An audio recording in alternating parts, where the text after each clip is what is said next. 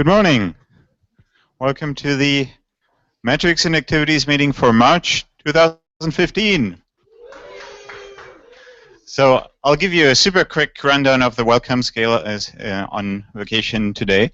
But we also have a lot of stuff to cover. I want to give a big shout out to our 3 new hires, Eric Evans, Joseph Alamando, and Tyler Cipriani. And Eric is helping with the REST-based deployment, which is a big new API that is coming out soon to make article access easier for everyone, including for Visual Editor, make it faster to load. Joseph is working on the Hadoop infrastructure, and Tyler is working as his team membership suggests on release management improvements. And then we have a lot of new contractors, interns, and volunteers. I'm not going to read them out. Please say hi to everyone who's joined the Wikimedia Foundation. So we have a lot to cover today. We'll give an update on Visual Editor and mobile. And just to briefly recap what we're talking about here, within Visual Editor, we're talking about really removing the #1 usability issues that new users face. There are a lot of issues that new users face, some social, some technical, making it easy to use without having to learn obscure markup. That is what we're here to do.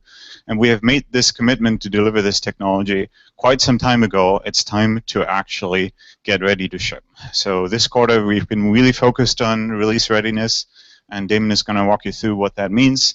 And then the team is going to give an update on that. On the mobile side of things, we know that this is where our readership growth is happening. Today, this is where new people are coming online and using our sites. This is where people are using our Wikipedia in contexts where they've never used it before.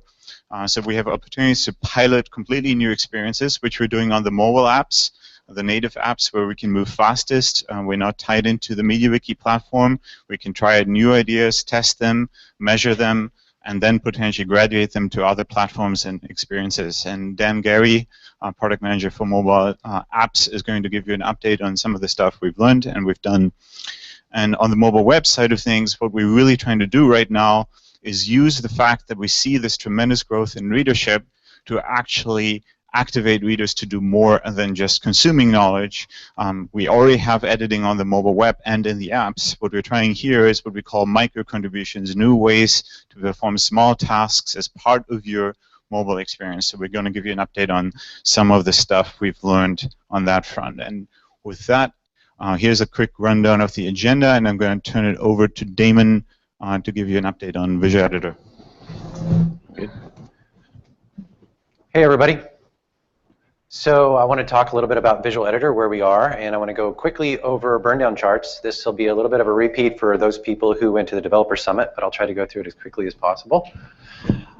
First, I'll also want to reset some expectations on definitions. Or not really reset, just clarify, really.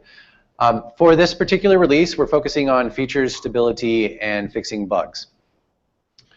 So first, I wanted to talk about what does it mean to ship software. We've heard a lot of definitions sort of passed around about what does it mean to be at the end of the release cycle. How do we get this thing out the door? I call that process shipping software. So this is, by the way, this is my ship, and it is up on dry dock there. And the reason they take this out is because they got these little worms that eat through your hull. It's a wooden boat, right? And it can dig like 6 feet through, and then one day you'll walk into the hull and you'll see like this big stream of water coming up, and it's because a worm ate through your boat. So they get in there with like a little blowtorch and they burn those things out and they seal them up. So it's pretty interesting. So ready to ship. Met all release criteria, high level of reliability and performance. That's what we want to do for this particular release. You're going to hear a lot of terms passed around: launch, deliver, release, roll out. All this really means is just, those are all sort of summary terms for the process, again, of shipping software. The thing that you need to take away from this is going to be a progressive rollout of Visual Editor. We're going to select a certain number of users to roll it out, get some feedback, and then test it, and then continue to improve those software as we go. The other important characteristic about shipping software is that we're not done when we're done with all the bugs. We actually have to have an incremental rollout with communication so that everybody's aware that the software is coming out, and so we can sort of prep everybody to have the biggest impact as possible.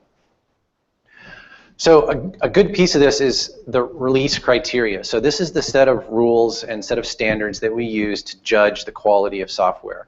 Once it meets the release criteria, the software, and like all the blocker bugs are fixed and all the performance issues are fixed up to a certain degree. Now you can't fix all the bugs in software. Sometimes there's going to be performance issues that hang around that aren't as critical as those bugs that would hold the release. Now when I say hold the release, that means we would not ship the software.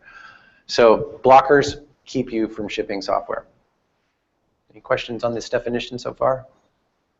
Okay, good. All right, so what is our release criteria? No data loss.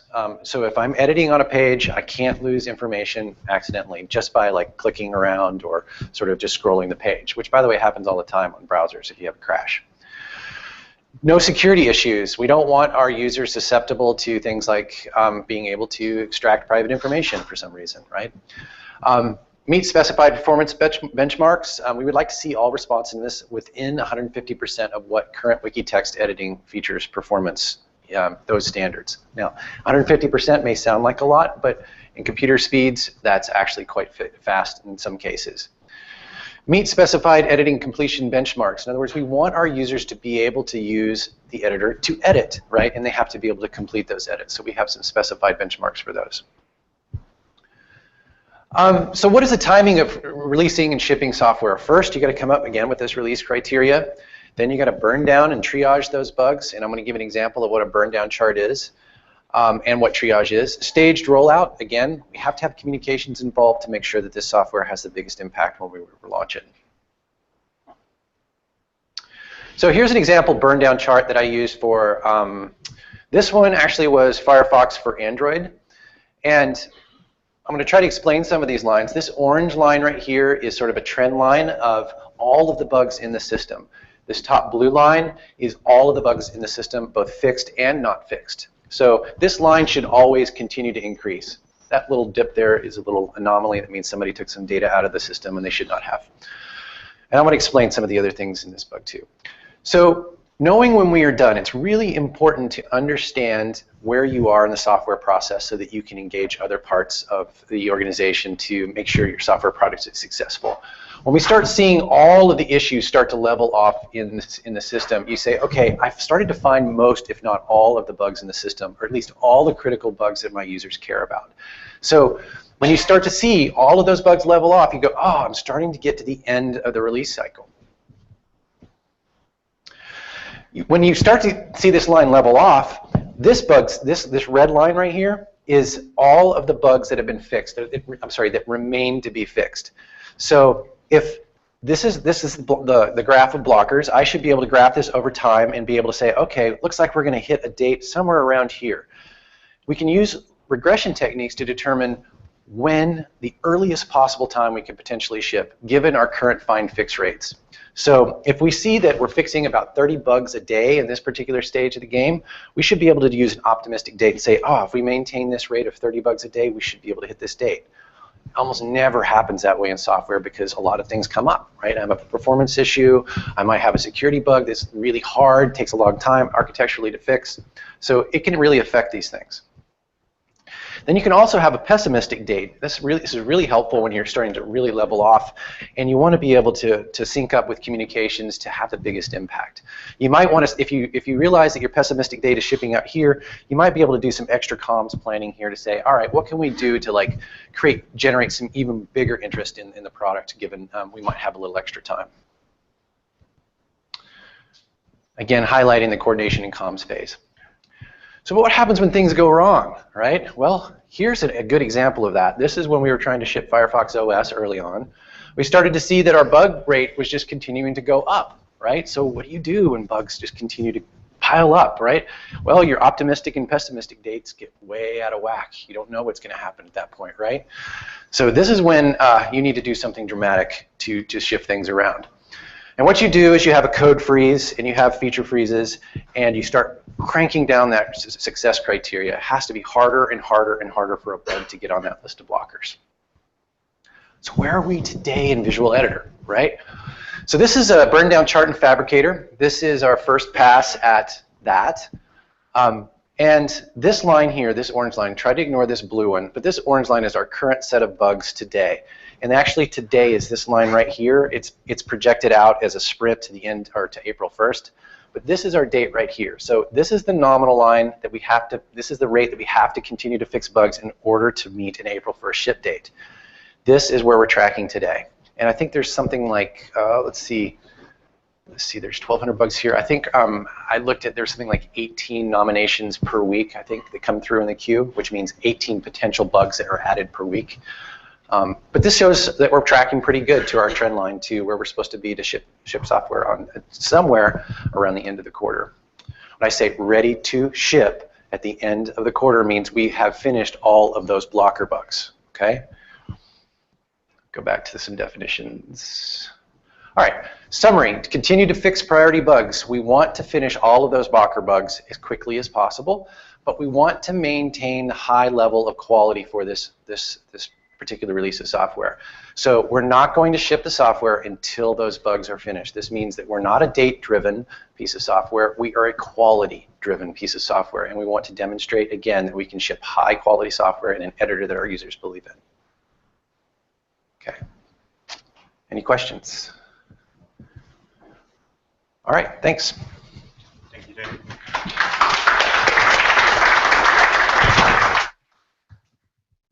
So the next speaker is James Forrester, who will give an update on some of the work that we've done. And it's important to remember, and Damon pointed this out at the beginning of his slides, that Visual Editor is the default editor in 160 Wikipedias today. So the improvements that James is talking about are already available and are getting out to wikis like French Wikipedia, Russian Wikipedia, which use Visual Editor as the default editor every week. We push out code to our production wikis every week. So English Wikipedia doesn't have it yet as the default, as to some of the other big wikis. So keep that distinction in mind. James, over to you. Thank you, Eric. So I'm going to hope that I get this clicker right. Oh, look, it's done. So what's done? Visual Editor, you know, what are we doing about it? Well, so writing the way you read. When you write, you actually write in something that looks a bit like what you read. Hopefully that reduces the cognitive complexity of Visual Editor. It makes editing an easier task. You get spell and grammar checking. Now, I'd love to take credit for this, but actually the browsers have done amazing work on spell checking, on grammar checking in your native language in 200, 300, 400 languages. And rather than rebuild that again, we're just stealing it from, borrowing it from scratch from the browsers. And of course, the editors don't care. The editors don't care that previously, you know, this software was written by other people. What they care about is that they, as editors, they now get spell checking, they now get grammar checking. Awesome, brilliant. Visual Editor helps editors to use citations. It takes you through the process. It guides you to do it. It guides you through using templates as well. Awesome, fantastic, hurrah. And we even suggest targets when you make a link. There's even visual table editing, which I know a lot of you are excited about. The thing is, this is what was done at the 1st of January this year. I mean, it was live on 160 Wikipedias over that. It's live so that about 1 million edits a month get made with Visual Editor. It's live so that even on the English Wikipedia, which is opted out of Visual Editor, something like 30,000 accounts have opted in to use Visual Editor for now. So that's a great starting point. What is it that we've actually been doing this quarter? Why are we working on it, and where are we getting to? So this is what we call the context menu in Visual Editor. This is a little button that you can click. When you click on a link, you click that button, you can edit it, right? It even tells you a little bit of information that that link called Hamlet also takes you to the page called Hamlet, which is possibly a little reductionist, but a lot of the times the link might say that Scottish play and instead take you to Macbeth or something like that. But that's not really singing to you that it's a button. It doesn't say, hey, click on me, I'm awesome, you should click me, this is how you edit a link. It's even worse with a reference. What it tells you is that's a reference to a website. Awesome. The average article has about 80 to 90% of its references just say website, website, website, website, website. So we said, this isn't good enough. This isn't what users need. What they need is something that calls them to action, and so we built it.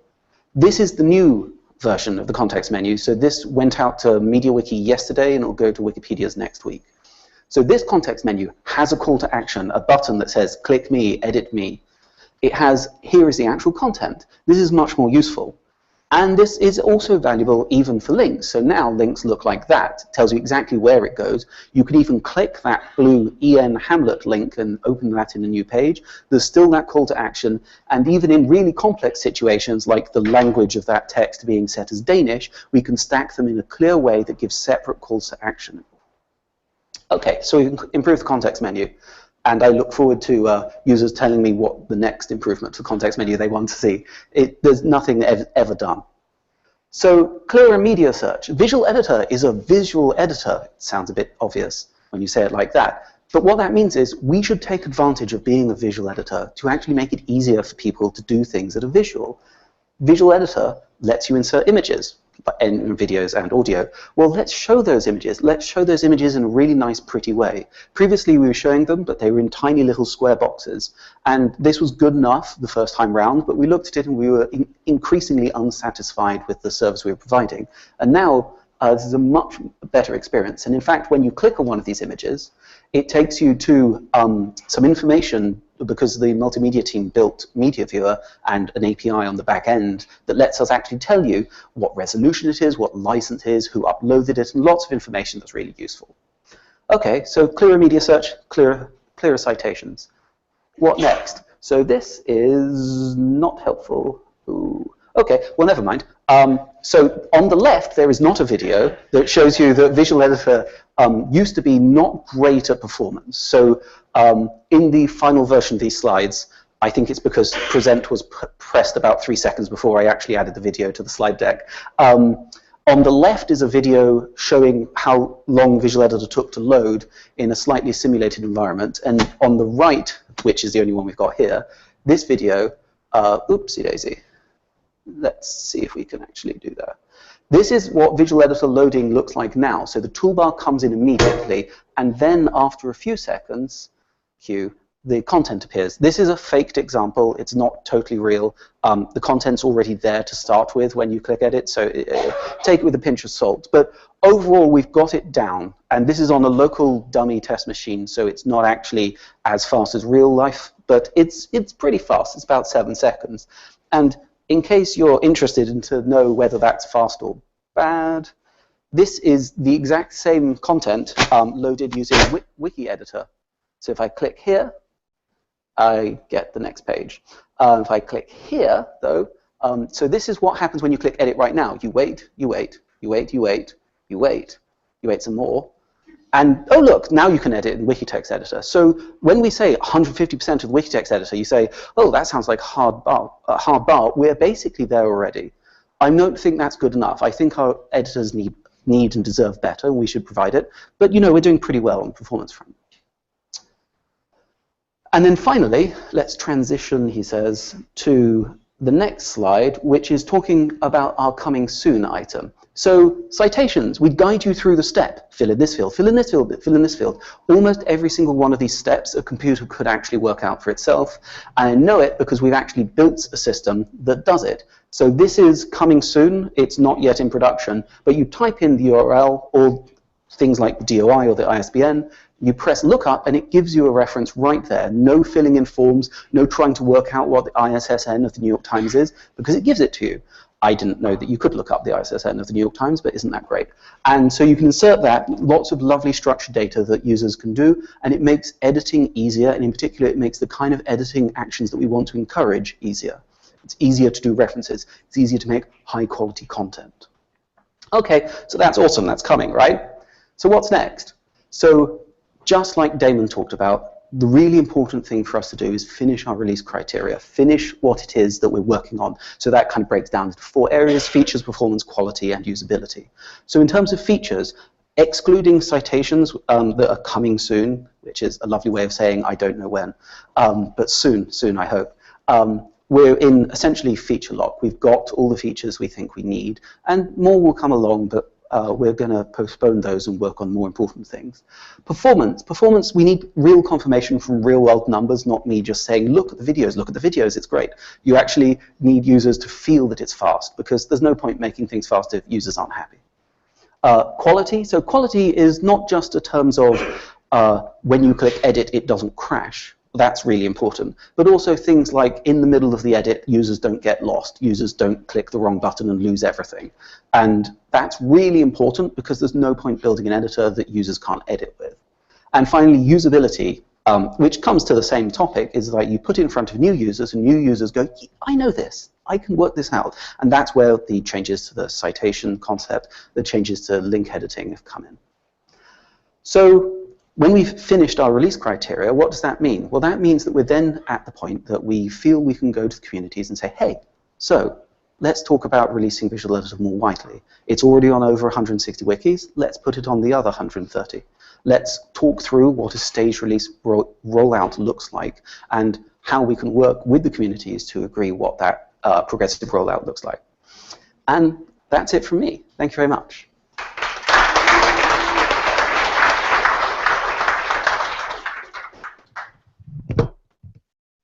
Thank you, James. We're going to turn it over to Dan Gary, Product Manager for Mobile Apps.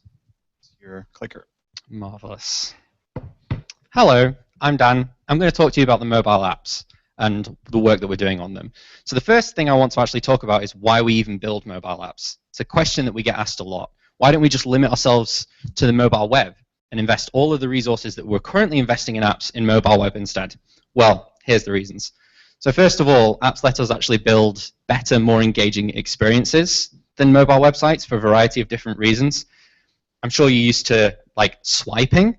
That's actually pretty hard in mobile web, like with mobile web technology, to do things like letting the user swipe to dismiss a menu. In apps, it's trivial. Examples like that. It's all about the technology. So the other thing is that you get tighter integration with the user's device. Things like notifications. Mobile websites can't send you notifications. I'm sure you like your notifications, you know. And apps also let us make Wikipedia a destination for users. If you're opening up your phone, there's a logo there that says Wikipedia, as opposed to you just going to mobile web, typing something into Google, and then hopefully arriving at Wikipedia. And the fourth thing, which Eric mentioned before, is that we can actually move a lot faster due to separation from MediaWiki. I won't go too much into the details of this, but the long and short of it is MediaWiki is a piece of software that runs on a server. A mobile app is a piece of software that runs on your phone. So it is actually completely separate from MediaWiki. And it's a newer platform. It's easier for us to move fast and break things. And if we break things, we just break the app. We don't break Wikipedia, which is wonderful. So this is what the Android app looked like at the start of January. I'm sure you're all familiar with things like the disambiguation, info boxes, and so on and so forth. Well, we thought we could actually do a lot better than this. And this is what we ended up with. So this is actually... Thank you. So this is actually in production now. And there are a few notable differences, which I'll talk about. So it's 5 arrows here that point to the big notable differences. First of all, there's a lead image now. So if there is an image available in the article, it will take it to the top and it will make it nice and prominent. Exactly the kind of experience that you expect from a modern mobile app. Secondly, we have Wiki Data descriptions. So did you know that San Francisco is a combined city and county in California? Hopefully you did, but if you didn't, you do now. And this is really important because it supports the quick lookup. If you want to know what San Francisco is from Wikipedia, you now have a consistent place in the interface where a description will be shown to you. The third thing is the similar pages. So to go back, this is this, basically, disambiguation. We made an intentional choice not to call it disambiguation because a lot of people that read Wikipedia don't know what that means. So, and the reason now that it's behind this button is that it saves a lot of space. It means that we can get the content of like the first sentence up a lot higher. There were several pages, like for example the page on Barack Obama, where the actual first sentence was about like 3 screens down, so the user had to scroll before they could actually find out what that was. So a lot of effort has gone into pulling up this. So this is what this arrow represents. That we try our absolute hardest now to make sure that the first sentence is actually on the first screen. It's not always possible, but most of the time it is. And the fifth thing is that we've got quick facts here. Again, this is an info box. We made an intentional decision not to call it an info box, and it's collapsed. So it's more appropriate for a mobile device where space is really at a premium. If you want to see the information, you can tap on it. it will show it to you, and it looks exactly like it did before. So it looks exactly like this, except for it's just hidden by default. So this is some feedback that we got. So this is App Store reviews. So these people use our app. We didn't prompt them to give this feedback. They just did, and this is from the first day of the release. Specifically, the thing that I'm most proud of is someone actually explicitly said they like the descriptions. They're actually in a lot of different places in the app. Now, when you search, you also get the Wiki Data descriptions. If you're looking for nearby articles, you also get the Wiki Data descriptions. And it's the best version of mobile, apparently. Yay. So this is not without its problems, however. So this is also from production. And you can see that the article on the left, which I found by hitting random, has no images at all. In that case, there's not really much we can do other than just say the title. You'll notice it also has no Wikidata description. So there we're pretty much in the same spot we were before. And this might seem kind of cool, but it's a low-resolution graph, like probably not the best image to have. So like there's a few problems with this. Basically, that app will always take the first image. There are a few cases where it doesn't, but it takes the first image in the article. If the first image in the article is a low-resolution graph, it will do that. So you can actually help us make it better. We would love if you did this. So there's 3 specific ways that you can help us make it better. Make sure there's at least one image in every article, where possible. It's not always possible to have an image that actually makes sense, but in a lot of cases it would be. Also, make sure it's relevant to the topic. There are more than a few cases where it doesn't really match up with what the title of the article is about, so you end up with slightly strange collections of images associated with the title. And also, the third one is make sure the first image is always available in high resolution. That doesn't mean it has to be high resolution actually on the article, but if there's a high resolution version available, the app will use it. And so I've mentioned Android a lot. I'm sure a lot of you have iOS devices, and this is not what you're getting when you use the Wikipedia app, and you're going to ask me, when are we going to do this on iOS? Well, this is our latest test build on iOS. You'll see it's basically the same. So we're working on it. So the second thing I'm going to talk to you about is a feature that we pushed out called Read More. So when you scroll to the bottom of an article, in this case I think this is the California article, it gives you suggestions for 3 other articles you can read, shows you the image associated with them. Again, the Wikidata description, this is exactly what search looks like. And I'm going to tell you some information about it. So since it was pushed out on Android on the 15th of January, so about a month and a half, there are 4.1 million people that have a version of the app installed that shows the Read More section. So there's still some people running out-of-date versions of the app. So that's why that number is only 4.1 million, despite the fact that the app is installed on 11 million devices. And 3 million users have seen this panel at least once. And 1.1 million users have clicked on it at least once, or tapped on it.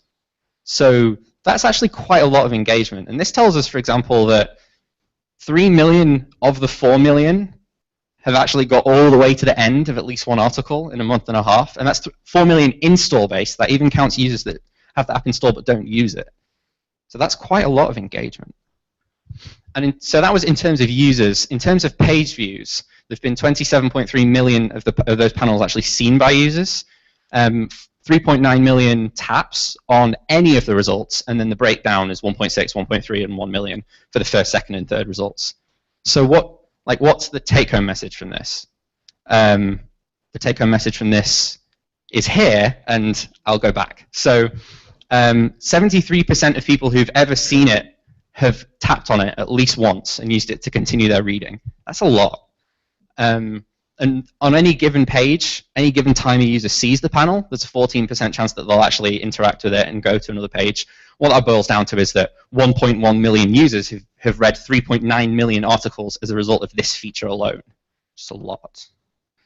So I'm now going to just talk a little bit about something else that we're working on. So did you know that due to its unique characteristics, glitter has also been proven useful in getting forensic evidence? No? That's a shame. So that's one of the many wonderful facts that's available on Wikipedia. So what we're working on is a feature where you can share these. So this is the workflow.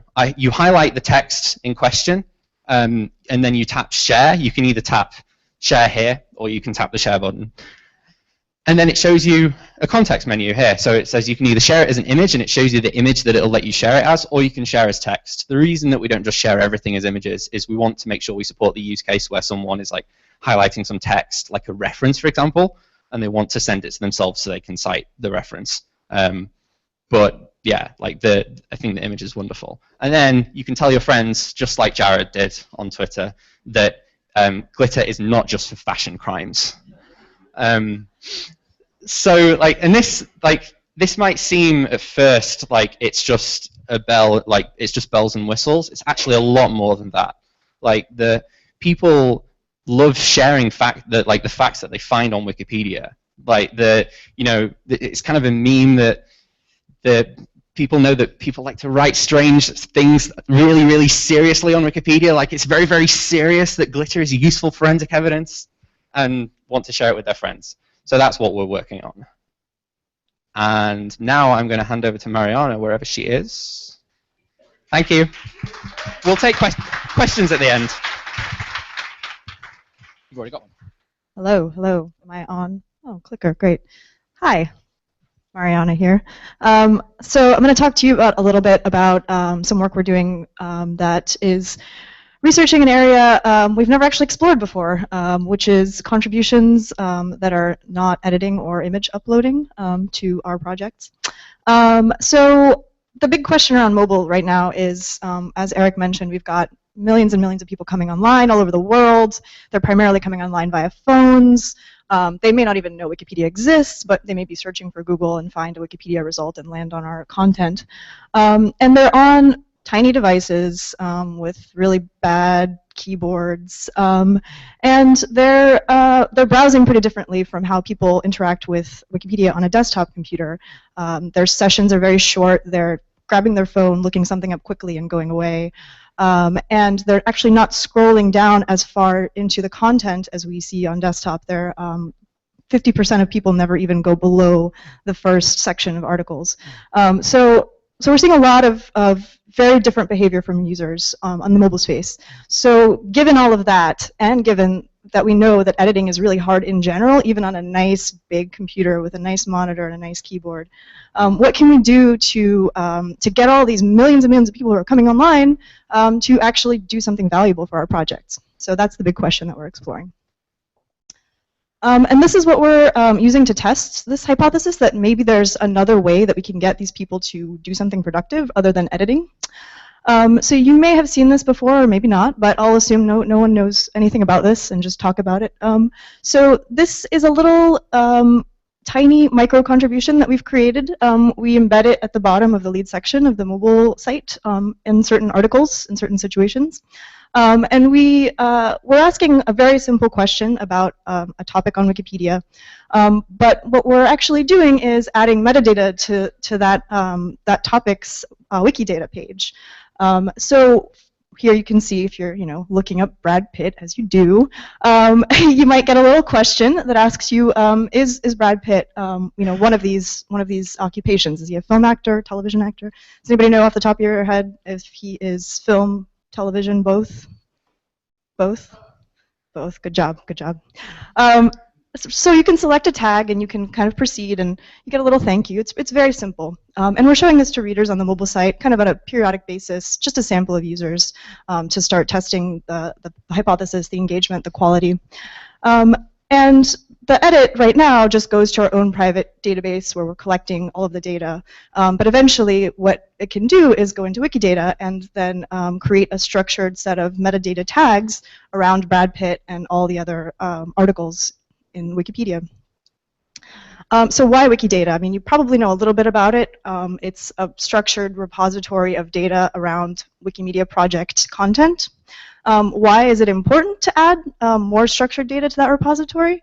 Well, first of all, structured data is really, really crucial for the mobile reading experience, and I'll get into that a little bit later. But it's really important for providing a better experience for our users on smaller devices, on new devices that haven't even been created yet. And Wikidata today is a really awesome project. It's done a lot of work in the over a year, I guess, that it's been around.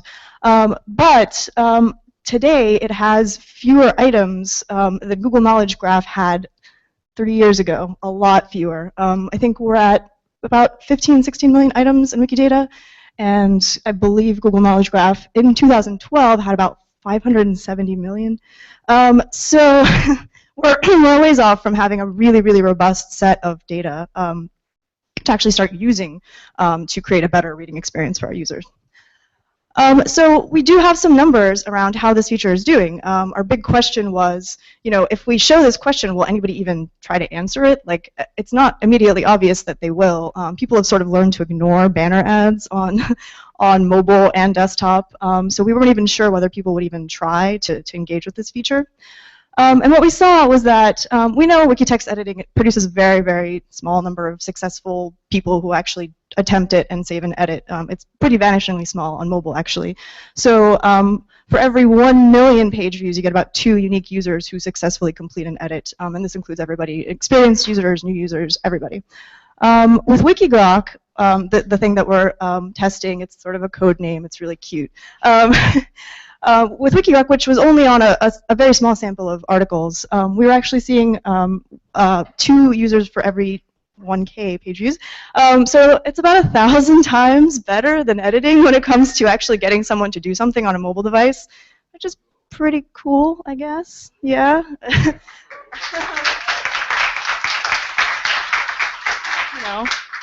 If you care about engagement, it's pretty cool. Quality is another question that we, obviously want to answer. If we're actually asking these people to do a task, are they going to produce high quality, meaningful data from that task?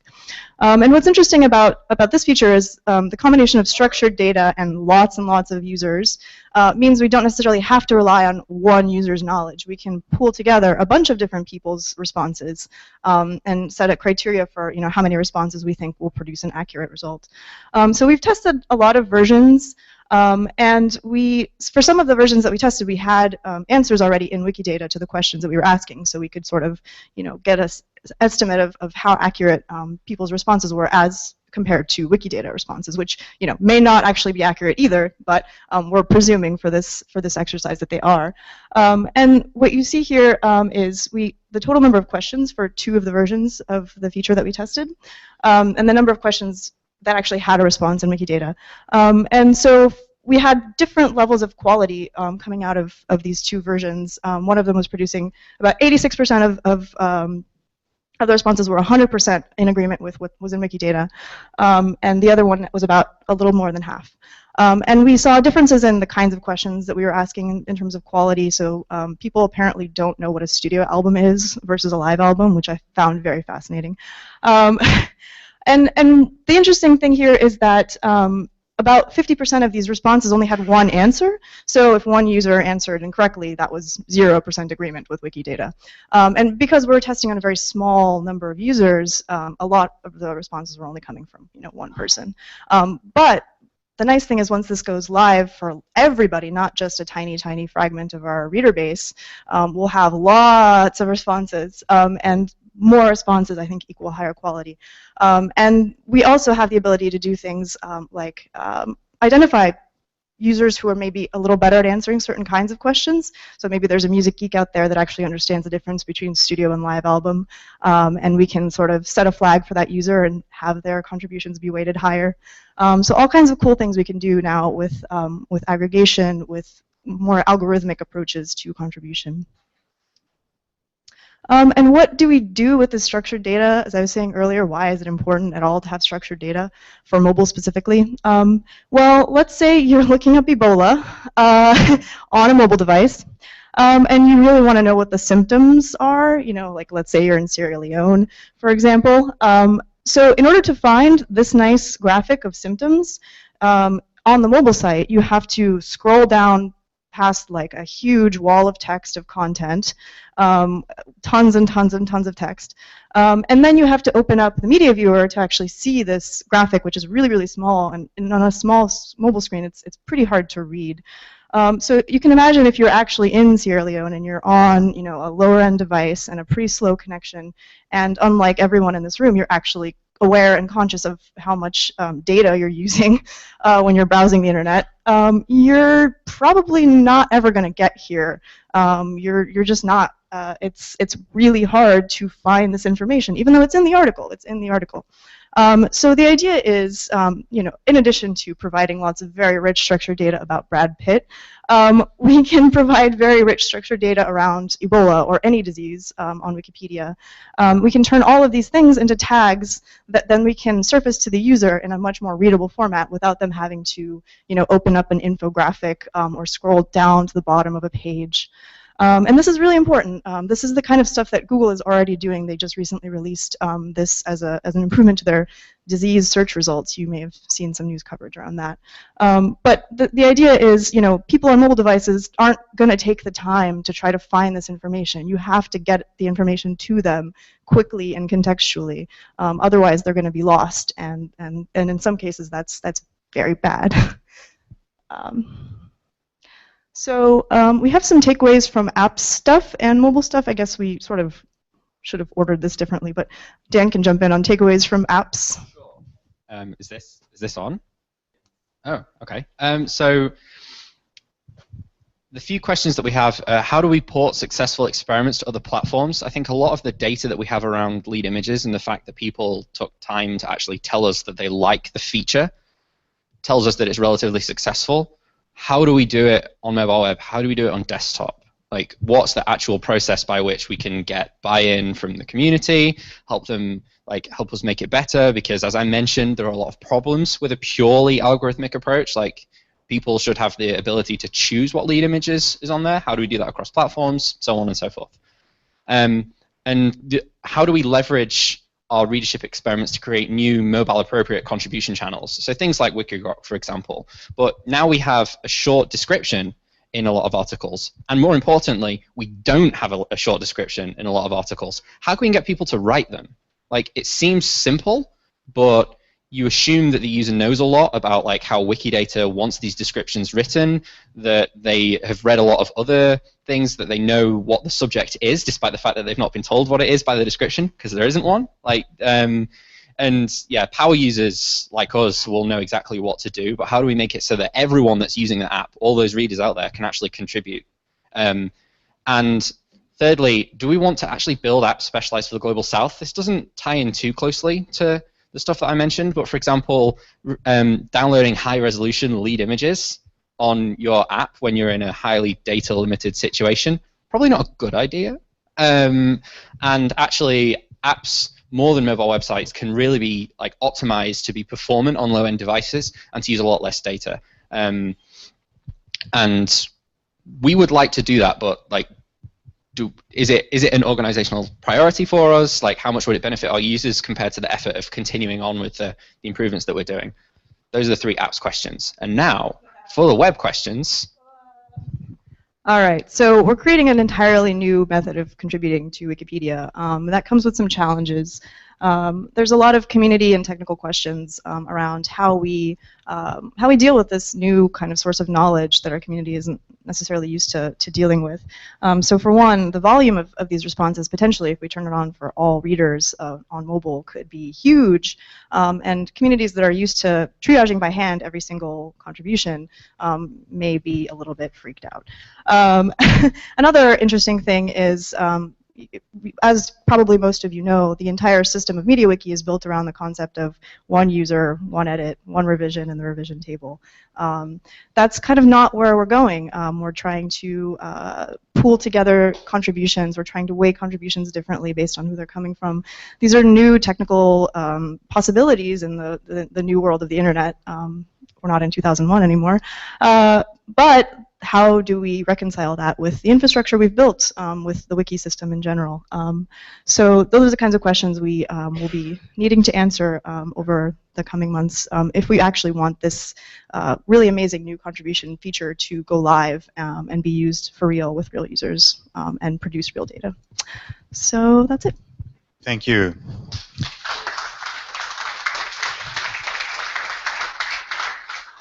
Thank you to our presenters. Any questions for any of the presenters today, or answers and suggestions relative to some of these takeaways, please. Hey, James. I'm confused. So you're trying to get Visual Editor on English Wikipedia, but it's on 160 other wikis in the state you're trying to get English Wikipedia to. But there are 800 or 1,200 blockers. So what did those 160 wikis, they looked at and said, hey, this thing's awesome, let's use it, despite having all those blockers? I can't quite figure out where we're at. Sure. So just to explain, the 1,200 is points rather than individual tasks. So some of them are really big and take up lots and lots and lots of points, but it's only one thing. So for example, the Cytoid tool that I demonstrated, this is a huge amount of work that's gone into it, and it's not yet done, and we've kind of scoped it at like basically one person working on it solidly for 3 months, so it's about 160 points. Whereas some of the things that people want are really easy, quick little things, and they take half a day. So it kind of balances out. But yes, there is a different appetite between different wiki communities for the speed of change that they're willing to take part in and embrace, the level of performance and level of quality that they're looking for. And there's a level where I think that we have a duty, even when people say, no, no, we don't care if it, rips off people's hands every couple of days, give it to us. And we say, no, no, we'll make it better. But on the other hand, when communities say, we know it's got some flaws, but we want it right now, then it's pretty paternalistic to kind of say, no, we know better, you can't have it. And so there's a kind of varying appetite between different communities, and rather than tell them they're wrong, I'd like to support and engage those communities. This is something that we're actually finding generally, increasingly, that some of the smaller language wikis really want the latest and greatest. There are wikis that are still in that growth mode of a community's life cycle, where you really want to try things, bring new people into the community. You're more focused on engagement than like all the quality issues, the policy issues that come with a large community. So even with features that are still earlier in the life cycle, like Flow, like communities like Catalan Wikipedia, French Wikipedia, have been among the early ones that have said, we'd like to try this here, we'd like to play with it in this context, we'd like to continue to potentially progressively use it in more contexts, well before English Wikipedia is anywhere ready to try it. So this is a general pattern, and I think one that as we develop and roll out software, we should use to our advantage. We should work with communities where they're at, rather than assuming they're all the same. So as a design researcher, I think it's always very important to know, as a design researcher, I think it's always very important to know, move over here, okay. Hello. I think it's very important to know who we're building for and what tasks we need to support, and usability is part of the release criteria. I know the answer to this question, but I think everyone concerned should understand who are the specific users we're building Visual Editor for in this well, not first, but this release, and that we're aiming towards, and what are the tasks that they'll be able to do. We're already doing usability testing for that, but maybe you could answer that. Happy to muse a little. So Visual Editor is ultimately aimed at every edit by every editor ever. But for now, let's downscale that a little bit. The really important users are the users who find Wikitext totally frightening. The people who've made 1,000 edits already in Wikitext clearly don't find it frightening enough to leave. So our focus is on the people who haven't yet made those edits. And so our focus is on new users, on users that have never edited or have only made a couple of edits yet. And that's where our principal focus is right now. Later we'll get to the bigger scale stuff. So in terms of tasks, Abby's selling herself short. We've been working with Abby to work out exactly which tasks users do and which frequencies and which combinations. And so we've got that boiled down, and off the top of my head I'm going to get the list wrong, but it comes up with writing text, editing text, adding links, adding images, and adding citations. Those are the kind of the big ones. And then you get things like adding media, adding templates, adding fancy graph extension, things like that. Those are further down the list. Other questions, comments? There, a question from IRC. From these communities that have enabled VE, do we have numbers on the impact on editing, positive, negative? We don't know yet. We don't fully know yet. There's been no significant negative effects that we've seen. but we don't have like hard data that says, look, everything's fantastic, it's gone up 27%. So nothing that I could properly put numbers on. So we're just running the latest adoption numbers. Adoption of Visual Editor as a percentage of the overall edits that we've seen in those Wikipedias really crept up through 2013 as we went through some of the most critical issues and has been stable. What I'm seeing in French Wikipedia in the latest numbers, for example, is about 10 to 12% of all edits are made with Visual Editor. When you look at the active editors numbers and the registrations, you'll see no material impact or strong correlation one way or another at this point in time. It's important to remember that if you're a new user, you start with Visual Editor now. You still, at some point in your editing experience, will encounter wiki text. So for instance, you'll encounter it in talk pages, you'll encounter it in templates, and you'll encounter it in some namespaces. So really putting it on the article space by default in English Wikipedia, that is a building block to really start improving the experience holistically throughout, like improving talk pages. Wikia did the same thing. They rolled it out by default for all their wikis, the current version of Visual Editor, with some customization. They use their old pre-Visual Editor for talk pages. So they have this odd combination, so they're dealing with the same challenges of finding the right technology to transformatively change the user experience in all the different places where you encounter markup. And I think that's what it's going to take to really move the needle on engagement, plus some of the work that you will do, Louis, around civility and community engagement. So this is a question for Dan.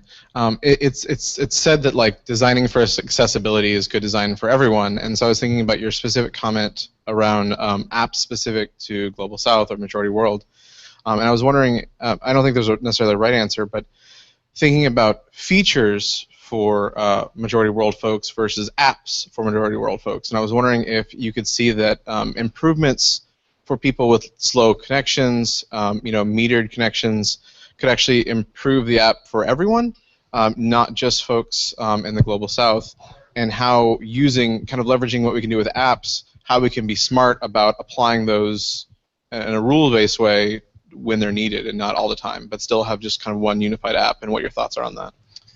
Yeah, there are a lot of different options, and in terms of an app for the Global South compared to an app for everywhere else, for the most part, it's not about what features you build, but the order in which you prioritize them. So say, for example, the app has save pages, so you can save pages for offline reading. That feature would probably be more important in a very data-limited connection. But it's still a useful feature for people, even in San Francisco, because the connectivity can be sketchy here. And then a feature, for example, on top of that would be something that updates your save pages when you're on Wi-Fi. That would be more important for someone in the Global South, but less important here. We might change the priority of it, but we would still want to do it eventually, like that, just having the pages update automatically. And there are options in terms of the app could, for example, try and figure out how fast someone's connection is going and change the default setting about whether it wants to show images or not, and give the user the choice. And so that there are definitely things that can be done in a single app that would enable it to serve a wide variety of different use cases. The biggest thing that a Wikipedia Lite app, that's the name we're using it for it, would do is performance. That's the real biggest difference, because it would be optimized, it would be stripped down, there'd be nothing except exactly what you need, and so it would run faster on older devices. Otherwise, yeah, there are a lot more optimizations that can be made, but we could even make optimizations around that as well. It just wouldn't be quite as effective. Does that answer your question? Cool.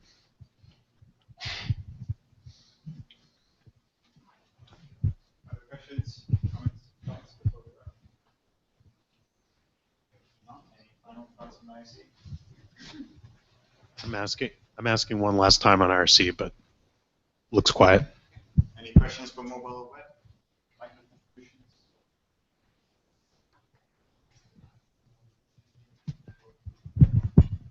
All right, it's a wrap. Thank you, everyone.